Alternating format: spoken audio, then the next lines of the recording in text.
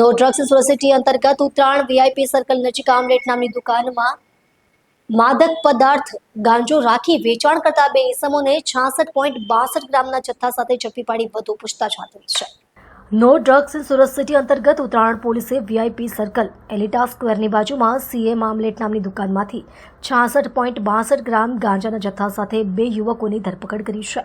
મળતી માહિતી મુજબ સચિન પોલીસે નશાકારક પદાર્થો અને નશા કારોબાર સાથે સંકળાયેલા લોકો પર કાર્યવાહી કરવા પોલીસ ઇન્સ્પેક્ટરના માર્ગદર્શન હેઠળ સર્વેલન્સ પીએસઆઈ અને સર્વેલન્સ પોલીસ માણસો આ વિસ્તારમાં પેટ્રોલિંગ કરી રહ્યા હતા. તે સમયે હેડ કોન્સ્ટેબલ કિરીટભાઈ રસિકભાઈને અંગત અને વિશ્વાસુ બાતમીદાર મારફતે બાતમી હકીકત મળેલ કે ઉત્તરાયણ વીઆઈપી સર્કલ એલિટા સ્ક્વેરની બાજુમાં પતરાના શેડમાં આવેલ સીએમ આમલેટ નામની દુકાનમાં માદક પદાર્થ ગાંજાનું વેચાણ થઈ રહ્યું છે.